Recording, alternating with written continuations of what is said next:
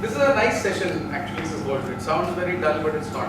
And sometimes it can be a little startling for you who are, most of us are laymen, and we are involved in society affairs, whether you like it or not. At some point of time, you either are on the committee or were on the committee or will be on the committee.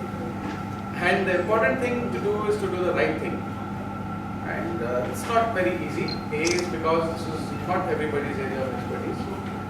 Unfortunately, if you make a mistake, it could probably affect somebody very badly. And of course, you don't intend to do it, but it will affect.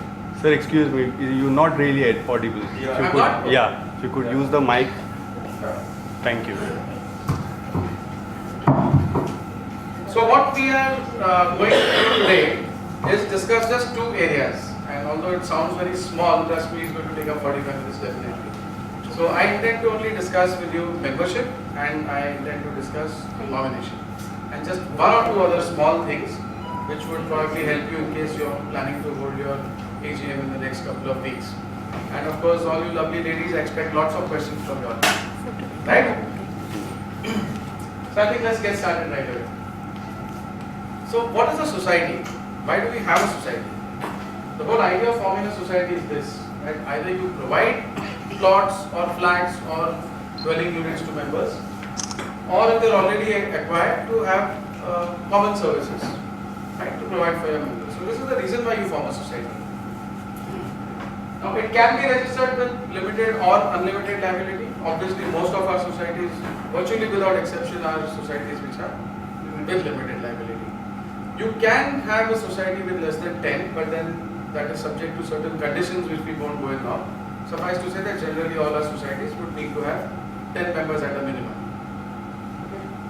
And these are from different families. The family is defined as spouse, parent, son, or married couple. Unmarried couple. So now let's see who can become a member. And here is where it starts getting interesting.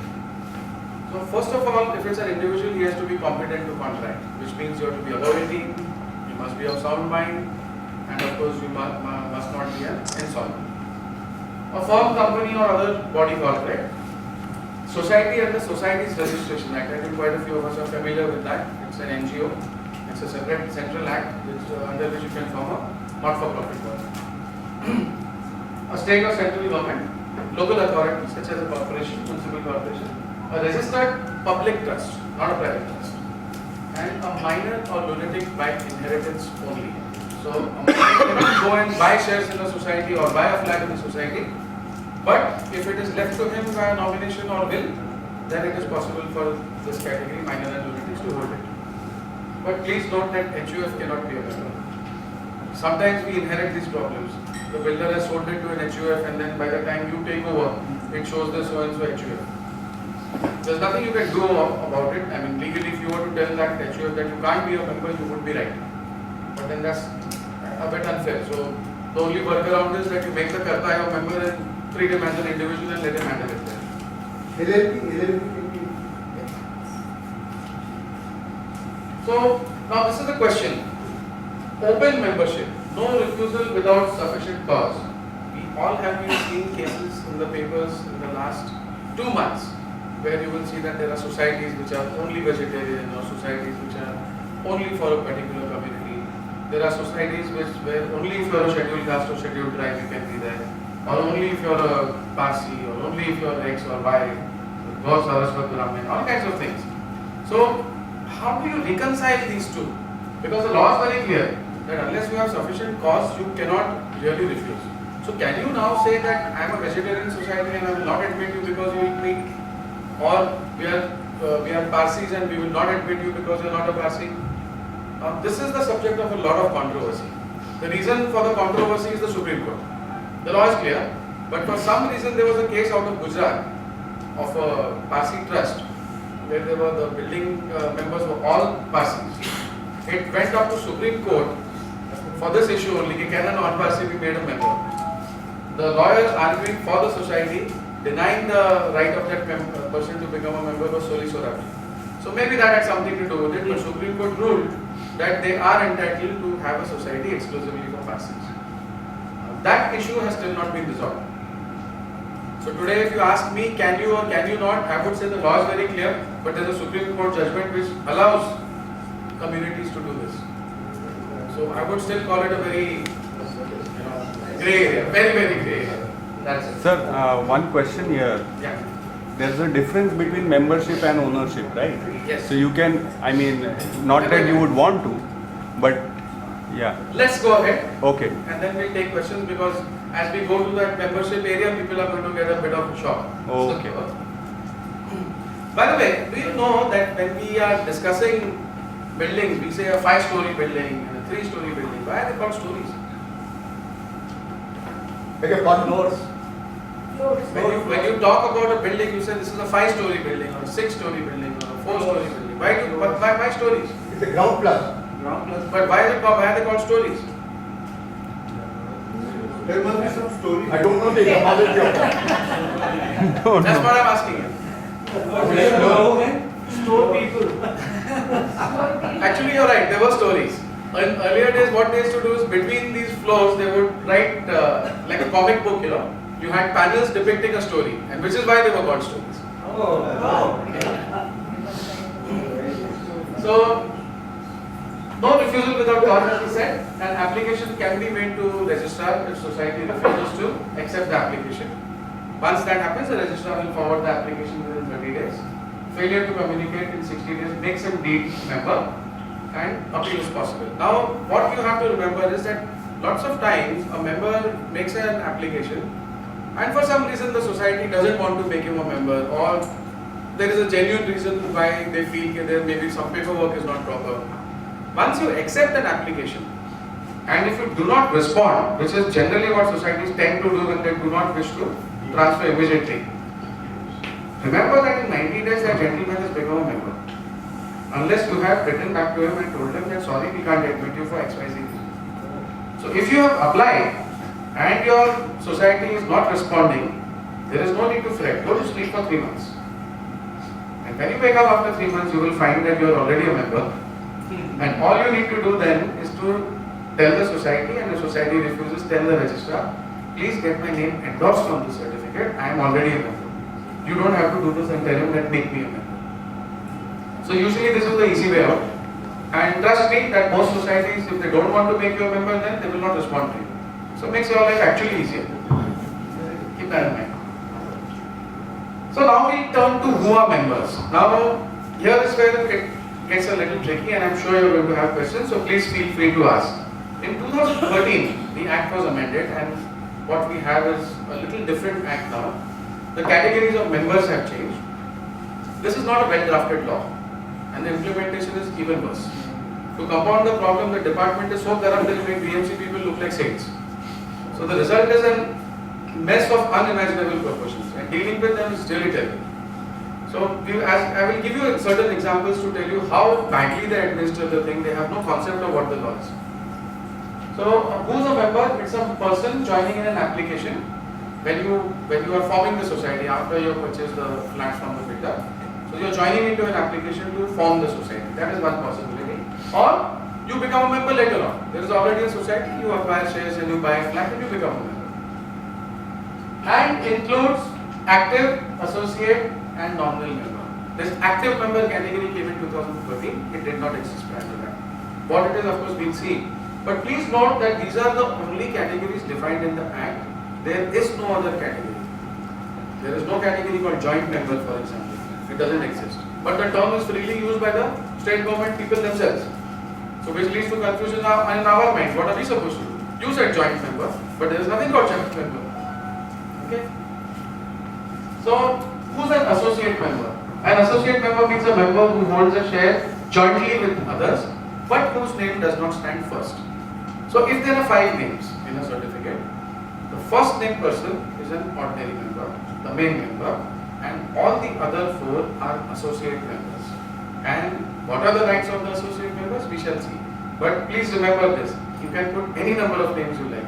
In society, the concept is one flag, one member. It is not possible to contemplate 2 members with equal rights for the same flag. It doesn't exist. Okay, so let's get that concept very, very clear. Active member is a person who has purchased an owns the unit. Now this is a new concept, as I told you. One has not understood why they have introduced this concept. There seems to be some kind of thought process in the minds of the babus that you should be involved. But you can't force me to be involved, right? Like, we are a Rotary Club. Can you force all 200 of your members to be here? The answer is no. If he feels like coming, if he feels that there is something that needs his involvement, he'll surely turn up. And if not, he won't. You can't force him. You can ask him, you can beg him, you can, request him, but not force. It's the same thing here. So, unfortunately, this thought has come in their mind that now everybody should attend meetings. So, active member is a person who has purchased and or owns the unit, who attends at least one general body meeting in 5 years, has at least paid the amount equivalent to 1 year of society maintenance within this consecutive period of 5 years. Now, what is the meaning of all this? For what? If he doesn't want to attend a meeting for 5 years because he's abroad, you want him to leave his work somewhere in US or Gulf or wherever he is and come down simply for the sake of attending an annual general meeting. Are you serious? It's not going to happen, first of all. So, this is the kind of laws they make. Now we'll see how they have messed up this law also. Nominal member is a person admitted to membership as such after registration. Now, this category of nominal members was created for a reason. In society, you do not have a system of proxy like company. If you can't attend, you can authorize anybody to go and vote on your behalf. There is no such thing in a society. You cannot authorize anybody else. So either you go, and if you don't go, which is the reason why associate membership was created. That you create somebody as an associate member, you can go in your place and vote, basically. The word nominal means in name only, and that is exactly what this category is. It's a member in name, but till the bylaws of 2013 came along, in the model bylaws, it was mandatory for you to make a person a nominal member in case you gave your flat out on rent to that person or you appointed him as a caretaker to take care of your flat. If such a person was created by you, then it was mandatory for you to make that person a nominal member. How many of you in your society made anybody a nominal member? Please raise your hands. Yes, he's the only one. Smart boy. Nobody.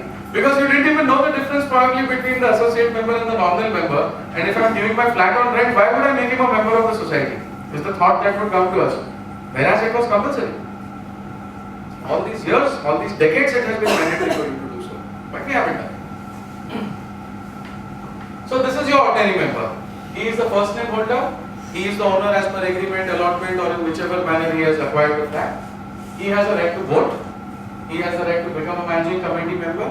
He is primarily responsible for paying the dues. He can transfer those shares if it's held singly, and voting is in person. No proxies allowed. So this is your first name person. Now comes the interesting category, which is associate member. He or she holds shares jointly with others. The application is through the original member. So if you see a form for associate membership, you must apply with the signature, supporting signature of the main member. So this itself is an indication to you that this associate member is not a person who can stand alone. Right? His rights itself are limited. His name does not stand first in share certificate. He can vote and become a managing committee member in the absence of the main member, and is jointly and severally liable for dues. You have a question? No. I have a hand was right up. Yeah. What do you mean by in absence of Now see, the rule is that one member, one vote, and that one member who is the main member can go and attend meetings and vote, or he can become a managing committee member. But supposing he does not want to attend a meeting, then the name that appears second on the certificate gets the right. If that second, who is actually your first associate member, if he does not want to attend, then the right passes to the next name. It is not that if main member can't attend, associate member number 4 gets the right. No, it is in sequence. So it is the first associate member. If he also doesn't wish to attend or cannot attend, then second, then third, then fourth, so on. what about managing committee? Same thing. In the managing committee, when the election process is on, if the main member does not wish to contest, he has to give a letter saying that I don't wish to contest, and therefore the associate member that he names there can stand for election. Mr. Speaker, can we have the question and answer later? Because then, Sure. yeah. Some people. Relevant questions can. I'm okay with it because what happens sometimes I feel you tend to forget the question by the time you reach the end of the thing. Very true. Right? So I'm okay with it. Whichever the house thinks is fine, I'm okay with it. If he doesn't give the letter, then what? Then he can't. See, Abhi, the process now is that the department is conducting the election. Yes. So your provisional list of members will be put up. When the final list of members is put up, if the name of that associate member does not appear on the list, he cannot contest the election. So prior to that, this process of the main member saying, I'm not going to contest, please allow him to contest, all that thing should be completed. And therefore his name would be included in the final list of members. Yeah? But the sale of flat associates signature is a must. Yeah. We'll just come to that. A couple of things about the associate member. I have a question to ask of you. There is a gentleman, Mr. A, and his wife, Mrs. A. This couple purchases a flat and become members of a society. Alright? Now they have one son. Let's call him C. And Mr. A makes a nomination leaving the flat to C. At the same time, if you see the share certificate, since they were the original members, the share certificate carries the name of Mr. A and Mrs. A in this order. Now Mr. A dies. What would you do as a secretary or a committee member of a society? The nominee, in case the party member died, it would go to the nominee. There is Mrs. A's name also on the certificate. Pardon? There is Mrs. A's name also on the share certificate.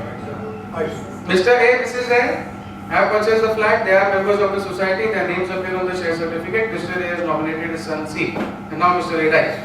But Mr. Singh, what happens? No, suppose as you said, you can have 2 or 3 associate members, and I nominate number 3 as a nominee. Sir, I have given you a scenario. Let's stick to this scenario for 1 minute and then we will take your scenario.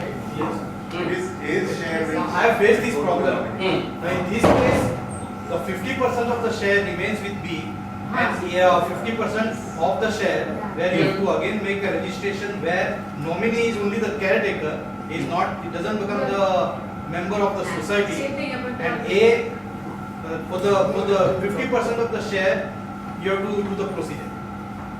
Okay, that's one view. Yeah. See, as per Hindu Succession Act, They don't have to be Hindus. I didn't say they were Hindus. agree, but then if it is so, if it is Hindu, let us take further example.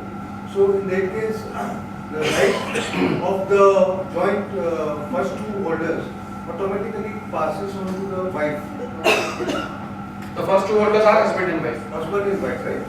So the nominee would definitely come into picture as in the fiduciary capacity. As secretary of the society, what would you do with those 5 shares? Is my simple question. I would ask for a succession certificate. Okay? Wife proposal, it's between wife and. Yeah. Yeah, see the nomination is done, Mr. A has got a right on the 50% of the share, so that will be replaced by the nominee. So 50% of the share will go to the nominee, which is the C, child C, and the wife B. You're being heavily influenced by this gentleman here. That's what Same thing. I said different. It's a different stuff. I said 50% of the share remains with B, Yes. and 50% nominee doesn't become automatically. The nominee is only the caretaker, and the 50% of the share where all of the whatever. My question is not that. My question is कि वो जो 5 shares हैं, क्या वो share certificate? अब क्या करेंगे आप? What will you do? I'll give you some options. Do you strike out Mr. A's name and just keep Mrs. A's name there? Option 1. Option 2, strike out Mr. A's name, Mrs. A's name and make the nominee the member. That is option 2. Option 3 is the complicated stuff you're telling me. No, it's it's child C and B. Pardon? The nominee will replace Mr. A and B will remain. Okay. Remain. That's what it is. Mr. A expired, then Mrs. A will be the owner of that particular. Now you see we've got so many different views. Probably all of them are wrong. The simple thing you have to understand is why we get confused. It's not your fault and it takes even a professional a lot of time to understand what is going on here. We assume that your ownership of your flat and membership of your society is the same thing. The problem is it's not. It isn't.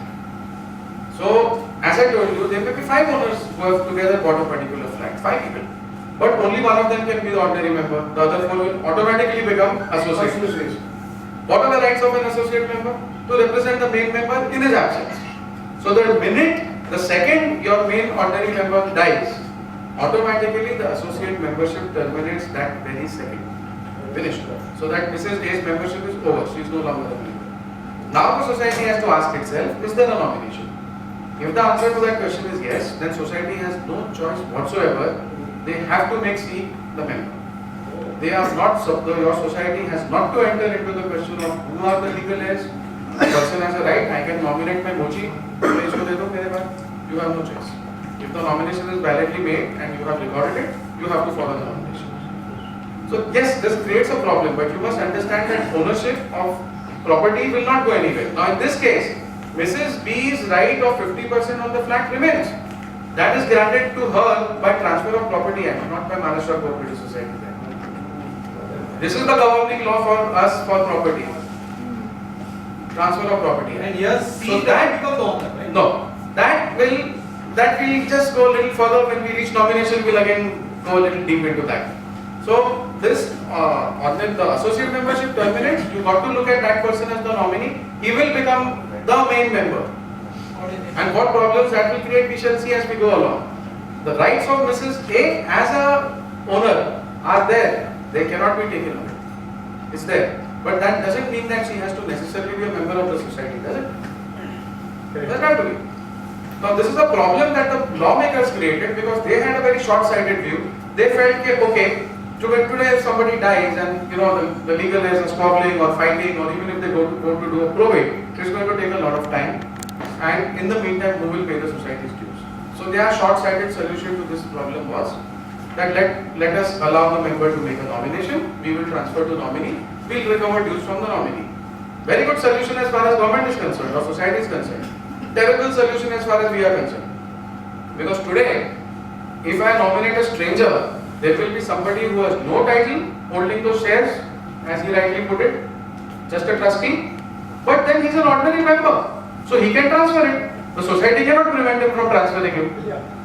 No, sir, because he has only fiduciary capacity. But he is a member. If your member presents an application for transfer to you, under which law or section are you going to say I am refusing the transfer? You can't refuse. Under Nomination Act itself. There is no Nomination Act. Nomination Act is there where. There is no Nomination Act. No act like that exists. No act called Nomination Act exists. There is no Nomination Act. No, but his right is only trustee. He is a trustee only. Agreed. But can you prevent him from transferring? No. Is my question to you. You can't. Because he is an ordinary member. That doesn't make him the owner, right? No. It's just the 50%. See, my submission, this is where it gets controversial. My submission to you is, as a society, if today, supposing Mr. A has died and he gave the property to his friend, he has a wife and children and they are Hindus. So technically they are the owners, in law they are the owners. As far as I am concerned, I am a society, I can deal only with my member. I will have to make that nominee a member, I will deal only with him. Tomorrow if that spouse, the widow and the child write to me, I will say, I don't know you. Who are you? You are not my member. I know my member and I will only answer to my member. I am not answerable to you. This is the problem. Yes. Can the nominee not be one of the associate member? The ordinary member, can he nominate an outsider as a nominee? Yes. He can. Yes. Yes. Which is what I am saying. Thank you. So this is where the problem is, and which most people have not understood. That A associate member dies. What most of the societies do, Mr. A dies, Mrs. A gets elevated to membership. Death certificate का copy दो notarize करके बना देते हैं आपको member. It's wrong. It's illegal. But I am sure 99% of societies have done this. So that is the problem. It still doesn't make it right. We've continuously had fights with the federation for years. So this is how badly they implement the law. Now today, the department and the federation both have realized that we've created a bloody mess. We've allowed somebody to become a member who has no right on the property, and unfortunately he also has the right to transfer the shares. So today they are making all those noises that, oh, he is a trustee. He always was a trustee. There's nothing new about this. This has been there for 60 years. But by calling him a trustee, you aren't solving the problem. You want to solve the problem, you should prevent that man unless he is one of the legal heirs from transferring. The problem is that who will decide who's the legal heir? That right rests only with the court of law. It doesn't rest here. So it's not an easy thing to solve. They have just compounded the mess. But if nomination is not done, nomination the KIT is done, then will be the next. If nomination, see, society has very wide-ranging powers. I'm just jumping a little because we are going to deal with nomination, but society has the power to transfer to any person whom it thinks is a fit person. This is the amount of power you have. If wife को देना compulsory नहीं है. So Compulsory कुछ भी नहीं है. It is for society's managing committee to decide, but obviously, having said that you have the power, you must exercise that power judiciously. You cannot do wrong things. So you would definitely make an inquiry as to who are the legal heirs. If there are multiple legal heirs, then you would ask them to choose amongst themselves who wants to be a member and so on and so forth. So you have to follow that process. But if there is a nomination, you have absolutely no choice. You have to transfer to nomination. So I hope that this is clear, that your ownership of the property is not disturbed, is not affected by the fact whether your name appears on the share certificate or not. But if it appears second, you cannot exercise the rights as an ordinary member. In case Mrs. A wants to sell the flat, She has 50% share directly and in her own right, and let us say for the sake of argument, there was no will, so she would have inherited 25% from her husband. 75% share she would have if she's a Hindu. right? But when she sells the flat, if that the person was nominated, if he says I don't want to transfer the shares, then where does she stand? Exactly where the problem comes. Now today, my problem is that as a legal person, I would say, whose flat was it? Mr. A's. Okay, 50% was his, he's died, no will, the lady has 75% share, 25% is with the son. These, according to me, are the two owners. But then I find that there is a third person who has no title, who's holding the shares. Without that gentleman signing, the transfer is not possible. He can charge for signing the document. Of course he will. Nobody, your own brother and your own sister won't let it go. Forget about anybody else. Who fights in courts? Me and you are never going to fight. We have nothing to do with each other. You will fight with your relatives and I will fight with mine. It's just that simple. So this is a problem that they have created. So at the very least, I would need the nominee to come and sign those papers and say, yes, I am holding the shares. Yes, I am transferring the shares because transfer has to be done by him. He is the owner. Now comes the problem. He has no right on those shares. He has no right on the flat. But the minute he transfers, he has to pay stamp duty on the transfer. Do you realize that? How many CS? Yeah? Full of sea. Full of CS? Okay. Now, I'll give you another example. Mr. A, Mrs. A, maybe a couple of children. Mr. A dies.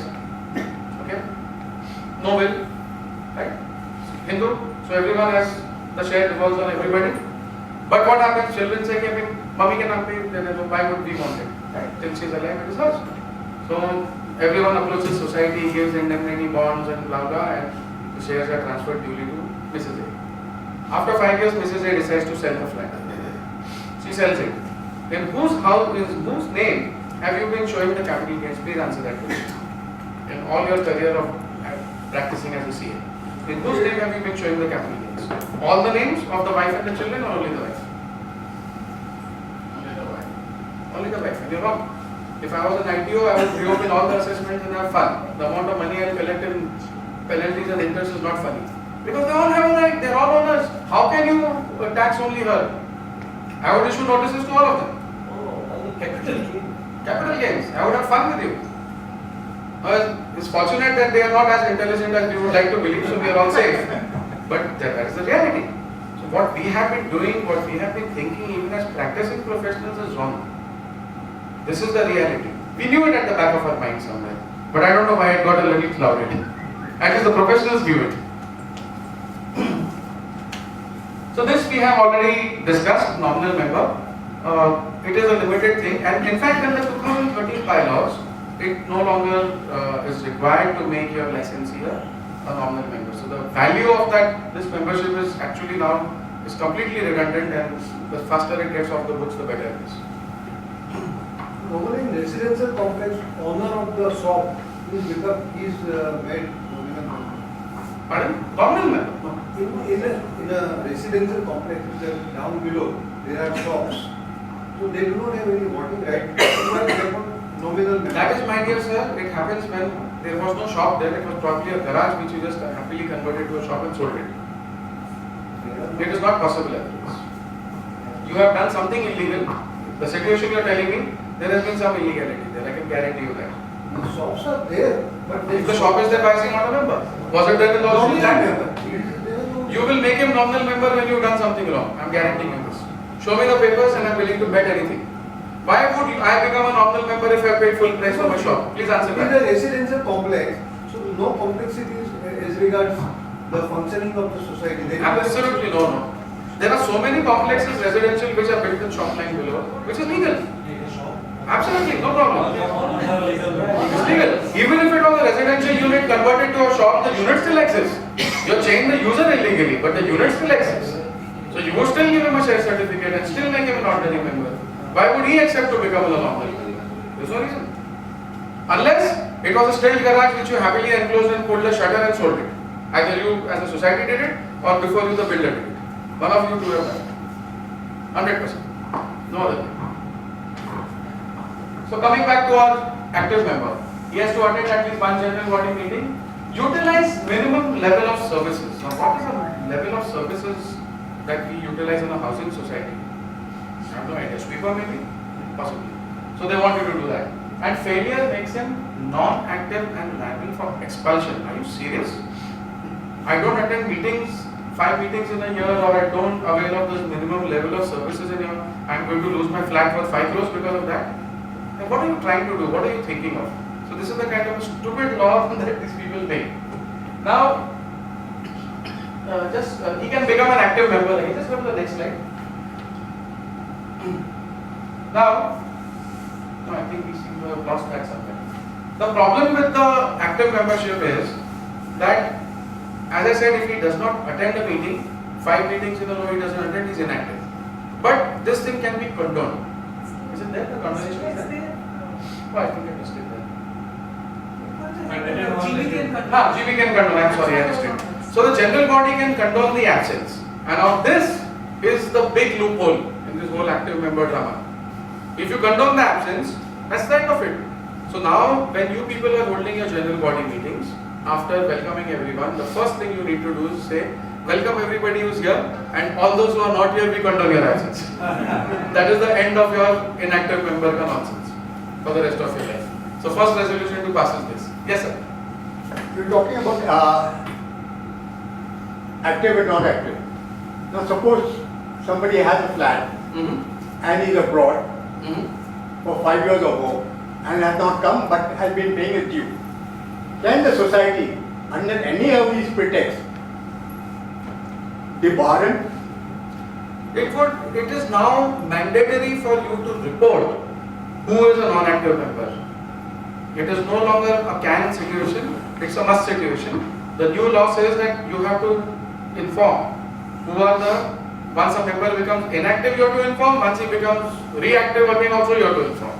Inform who? Register. Okay. So that is the way it is framed. I don't agree with this law personally. As I told you, it doesn't make any sense, and there's already such big loopholes that you can, the size of a barn door, you can just walk through it. So it makes no sense. But please do pass these resolutions. We don't want to trouble our members. What he's asking, if society wants to act funny, they can do it. They can. They have to actually. But the thing is, see again, expulsion is not an easy process, and even if you start taking up an expulsion proceeding, it has to be finally ratified by the registrar. So I don't think finally it will ever happen, but there will be a hell of a lot of litigation and good fun. Lawyers will make money, of course. So with associate members, I hope that we are clear. See, what happens with the government is that they don't understand. Now, in 2012, the state government has powers to issue a notification under the create a statutory manual under the provisions of the Cooperative Societies Act. If they issue a manual, that manual is binding on all societies. You don't have a choice. Now, what is a manual? When you say a manual, what does it mean? It means that it is a set of procedures that are to be followed in accordance with the law. That's all. So, in this manual, suddenly, if you open the manual, you found that there is a clause which says that to be an associate member, you must be the part owner of the property at least. So either you should have been a purchaser, or maybe you inherited it, or somebody gifted something to you, but you have to have some ownership of the thing. Now such a provision does not exist in the Act. So where does a statutory manual introduce this from? And immediately there are enough people waiting to misuse it. So one of my friends, he in their society, lot of the elderly people have gone back to their village. They're mainly Christians, so they're all living in Goa happy. Somebody's made his son the associate member, somebody's made nephew, somebody's made somebody else. And in that particular society, they're going for redevelopment. Secretary and chairman want their own builder there. The others are saying, let us do a proper evaluation, which they don't want to do. So this tussle was going on. The minute this manual came, chairman immediately convened a special general body meeting and told these people that you all are associate members, but you don't hold a stake here, so you can't attend that meeting. So they came running to me, and I was not even aware that the manual had been issued. So when they told me that this is what we are being told, I said, all right, let me check, and we found that the manual, yes, there is a manual. I told them the manual is illegal. Manual is? Illegal. It cannot override the act. No document can override the act. So we gave them a legal opinion to that effect that the manual is wrong, the act is right, and you have to follow the act. So they took that to the chairman. Chairman said, listen, I have a manual, you have a legal opinion, let the registrar decide. Which of course is going to take months. So that was the problem. Exactly 1 year later, I think last year in maybe September or October, the department issues a circular saying that it has been brought to our notice that this provision, this requirement of associate member having some share in the property is creating hardship for people, so we are withdrawing that provision from the manual. You bring in something which is nonsensical and then a year later you say it's causing hardship, so we are withdrawing. They have got it into their head that builders are misusing the associate membership to bring their own people on the committee and then harass other people and grab their flats. Perhaps it's true. But what about the larger interest? For every one case like this, there are a million other people who are working abroad and who want to make their wife or their son or their daughter an associate member. So it is like, slashing your nose to spite the face. It's just complete nonsense. So just to make sure that a handful of builders don't do this, you will trouble everybody. Fine, you want to change the law also, it's okay. If this is what your thought is, then go and amend the act, no? You have not amended the act, you're just bringing out a manual and you're writing articles in the Housing Times, doesn't help. It's illegal. Whether you do it or the registrar does it or whoever does it is illegal. So this, you will see a lot of articles appearing in the various magazines and newspapers saying that associate member has to have some right and property. It's not true, and there is till date no change in the law which is prevailing in the last 60 years. The articles are in fact quite conflicting on this associate member. Pardon? They are? Articles are quite conflicting from different point of view, from different authorities. But they are not true. The position that they are stating is untrue. This is the truth. That is the problem. See, about 15-20 years back, the department for so many years, you can see if you are living in an old society, I can guarantee you, when your society was formed, there were a dozen people who became members but their documents, their agreements with the builders are not registered. If you are living in an old society, you will find that. That was illegal in the first instance. It is mandatory for you to register that agreement, and unless you had a title from your builder, what title did you pass on to the society? The answer is none. That step itself was illegal. But the department did not bother. We as flag buyers did not bother. Our advisors who were supposed to tell us all this also did not bother. So there is a comprehensive failure on all these three categories of people who were involved in the transaction. But 15-20 years back, the department woke up and realized that what we've been doing is all wrong. Stamp duty had to be paid. So the registrar who sits at Pune issues a circular to all societies, which again is binding on all societies, that before admitting a person as member, you need to make sure that he has paid stamp duty, number one, which was fair and proper and legal, and number two, you need to make sure that his document is registered. Now this is not correct, because yes, when you have purchased it from the builder, that document has to be compulsorily registered, but if there is a subsequent transfer in an existing society, you don't have to compulsorily register that document. So your circular is wrong. You are again trying to now go against the act. To the best of my knowledge, this circular, which must be between 15 to 20 years old, has never been withdrawn. And we've consistently had spats, because client comes, he says you don't have to register. He goes to the federation says, oh, here is a circular, you have to register. So we say we are willing to give us opinion in writing, ask the federation to give the same thing in writing, then they backtrack. Why don't you do one thing, give an indemnity bond to the society? That's not a solution. State your position, state the law, that is why you are a federation. You are representing a few thousand societies in the city of Mumbai. You can't say, "Arey, isko chala lo abhi aap indemnity bond." It's not right. But that's what they are doing. For transfer of flat, whether associate signature required? His name is there on the share certificate. Your buyer is not going to agree. Actually, if you ask me, it's not required.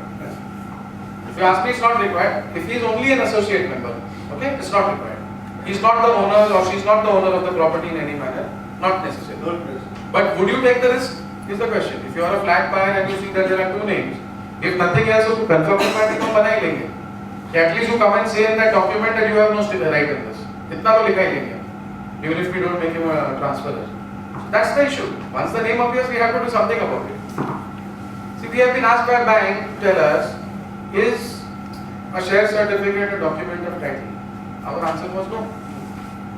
It may be, but it only signifies membership in the society. It does not necessarily signify the ownership of the property. And for the reasons we discussed, you could have made anyone a nominee. So this is what happens in transfer. 15 days notice to society. Secretary is to place application before the next managing committee, and please not the general body. Unless the general body happens to be there, it is not necessary, not desirable, and probably illegal. If you are going to say कि अगले साल general body होगी हम उसमें pass करेंगे, it's complete nonsense. Because in 90 days तो वैसे ही वो member बन जाएगा. So there is a prescribed laid down procedure. You got to place it before managing committee, who is the correct authority to decide. If the documents are not proper, secretary has to revert back within 10 days and tell him, can you please get it sorted out? These are lacuna. But you can't wait for the But normally AGM. the But they have society to will do rectify, the they have to- next AGM में करेंगे, ऐसा ही होता है. Madam, normally we are doing a lot of wrong things. That unfortunately is the problem. As I told you, in 90 days तो आप member बन जाओगे, तो आप किस चीज का इंतजार कर रहे हो? तो क्या? What is the general body going to do next year? When in 3 months I am already a member. Yeah, but this is just a new model No, bylaws. no, no. This is not as per anything new. This is the old position, and it has always been the position, not followed by me. And since you are mentioning bylaws, I want to ask you a question. What, according to you, is the difference between the bylaws and the act? Bylaws and the act. Bylaws is a derivative It's of it. statutory. Bylaws would be a derivative of it. Yes, yes. Of the act. Yes, but what is the difference? You can have your own bylaws for the society. Pardon? You can have your own bylaws for the society. Yes, you can have your own bylaws for the The society. act has to be the. Act, you don't have a choice. You have to follow the act. And bylaws cannot contradict the act, Of course, it cannot. and it is by statute. Yes. So, I mean, bylaws is. There is still one big difference between the bylaws and the act. All of what you said is true and correct, absolutely correct. The bylaws bind you as members because you have agreed to follow those set of rules. Beg your pardon? The bylaws bind the members because the members have agreed to follow those bylaws as a set of rules. The act is like something which would give you, say, limits. For example, an act can tell you that you will not charge transfer premium more than 25,000 rupees. It does not tell you that charge 25,000. Am I right? It says not more than 25. So your transfer premium could range from 0 to 25,000. If, for example, I am taking membership and society says, Vinay, you need to pay 25,000 transfer premium, I would ask him, show me the resolution where you approved it. And if you did not pass a resolution approving 25, your transfer premium is 0, I am not going to pay you 1 rupee. It's not automatic. But you cannot charge more than 25,000. You can't, but most societies do, and most people pay because they don't want to fight. So, again, But on what legal grounds 25,000 के ऊपर ले कैसे सकते हैं? Donation. even the bylaws have been specifying that you will not charge more than 25 under other heads, still people are charging. Donation. Still people are charging. Welfare of the society, so. Now, welfare है कि नहीं है पता नहीं, but various reasons are given. See, the law is not more than 25. You argue it out. Why should I pay more? You don't have to pay more. But then it means going to the registrar. Now nobody wants to spend 3 crores, 4 crores, 5 crores on a flat. You are saying that now you want 5 lakhs, let him take it. That's the problem. Nobody wants to find it out. I'm not saying right or wrong, but nobody wants to do it. So that's the problem. So that's fair. So bylaws, I am not saying it's fair. And I am not saying it's unfair also. That is your judgment. You can decide whether it's fair or unfair. Societies should get some benefit, no? Because I think we should not discuss that here because we have other things to discuss. Yeah. Now, we are going to have a AGM in which we are going to adopt a bylaw. Yeah. Adopt a bylaw. Yes. Is it necessary to accept the entire bylaw which comes printed in the printed No, form? no. You can make your own thing if you like. Or you can add or remove, no problem. And should the committee provide me with the proposed bylaw to It be should. adopted It well should. in advance? Yes. And it should justify to you why you wish to adopt the 2013 bylaws. I would recommend it, but then having said that, at least as a member you have a right to know that what is so great about the 2013 bylaws that you need to adopt it. Perfectly valid question. So I will not take any questions now since I have only 5 minutes. NOC is not mandatory but extremely desirable. Please make sure you take NOC, otherwise you will not know if there is any problem with the flag or the title of the person. I would strongly advise that you take it. These are the transfer fees, etc. that we already discussed. I think these are a few things that you are not aware of at all. Member cannot hold more than 20, one member cannot hold more than 20% of the share capital, nor can he hold shares of value of more than 20,000. So sometimes you have one person going berserk buying units, but these limits apply. And if he crosses this limit, even if it is by, he acquires it by nomination, he is not eligible to become a member and therefore hold shares in respect of that unit. So please be very careful about this. Most people are not aware of this. All transfers would be void under Transfer of Property Act if they cross these limits. But Shares ka one. you can't transfer shares for 1 year in whichever manner you acquired it, but that's a technical issue itself, nothing more than that. This I have already discussed, that registration of a resale in a society is not mandatory because exemption is granted to you by section 41. But if you ask me, should I register? I would say yes, please register. Transfer of your flat in an existing society, you don't have to register. It's not compulsory, but advisable. Gift, of course, is an exception. Gift, you have to register. There is no choice at all. So nominee, we have discussed that in nomination he is a caretaker. He is a person, but he is your member. So society will deal with it, but he is a trustee. He is not necessarily the owner unless he acquires the title in some other manner. So my advice to you would be, like for example, my wife is an associate member. So if I can't attend the meeting, she will attend. She is also my nominee. Something happens to me, the society will be bound to transfer the shares to her. She is also the person named in my will as the person to whom my house will go. So legal title will pass by the will. Nomination will ensure that the transfer happens immediately, and in my absence she can attend the meeting. So this is what I would advise you, that please align all these things. At least your nomination and will please align. Otherwise you will find shares are held by X, title is lying with Y. It should be in the same name. Yes, yes. Whatever you want, but align those two. but nominee should be other than associate member. You should make him also. No, it is not. But they say You sir have said that NOC is something which one should sort of is desirable to get. Yes. But most of the societies, they hold that trump card of not issuing the NOC to you. Some of them do, not all. What is the remedy if I am not getting it, which I am entitled to get? At least you send them the statutory form, which is 20 into bracket 1 and 20 into bracket 2, Yeah. intimating the society, and ask them, okay, give me a no dues certificate and a NOC, and if you don't respond to me, I will presume that there are no dues outstanding and there is no problem.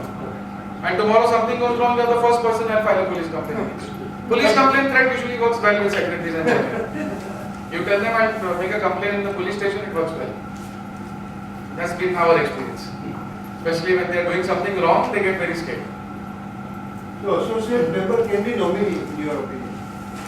Yes, why not? Sir, I'll tell you, I don't know if you are aware, but there is a rule of law. You can have multiple rights, and if one is a smaller right and the other larger right, the smaller right merges into the larger right. This is the rule of law. It doesn't matter. Fine, I think we are kind of done, because this is all dealing with nomination only. So this is the procedural part of the nomination. Yes. for making the associate member if they are not existing. But later on now, suppose I want to add my wife name. Yes. Do we have to pay the stamp duty No, registration now? 100 rupees entrance fee. That's all. One form to be filled up by the member, countersigned by the associate member, countersigned by the main member, and a check for 100 rupees in the name of the society. That's all that is required. Nothing else. That is one time. Pardon? One time only. Yes. One time. Associate member is only one time only. Yes, okay. If there are four owners of a property and all four want to make different nominations. Not possible? Yes, it's a very, very good question you asked, and I'm sorry, but I need a minute for this. This is the other problem that the department is creating. Suddenly they have woken up, and because they started with a fallacy in assuming that your associate member is the owner of a property, they are now propagating a view that each associate member can nominate. It's not, it's nonsense. The associate member doesn't own those shares, so how can he nominate somebody? It's completely wrong. They are propagating this view, and you will again find articles on it saying that each associate member can nominate his share.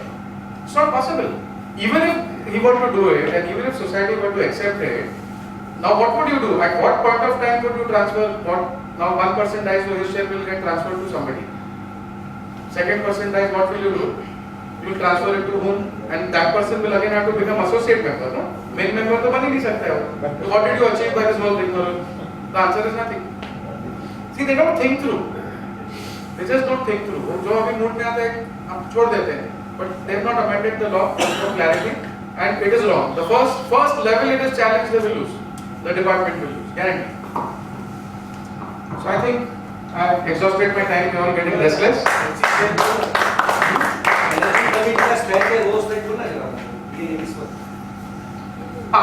This is just the new strength that you have to have in the managing committee, and there are reserved categories. This was there in the earlier bylaws as well. The main difference in the earlier bylaws, say there was nobody standing from the women category, then it could be filled up from the open category. But now there is no filling up business. If, for example, in the first case, the society up to 100, there are 2 seats reserved for women, but if no women stand, those seats remain vacant. You cannot fill it up from the open category. But now there are more chiefs than Indians. Yes. In my society, not more than 23 people attend. Totally 34, including 8 shops. 26 plus 8. And 11 are there. Right? So anything will go through whatever the committee thinks so. Sir, along with your agenda and the accounts, please send the menu for lunch or dinner. That I have discovered will help. Come again. Send the menu for lunch or dinner along with the accounts and the notice. It works well.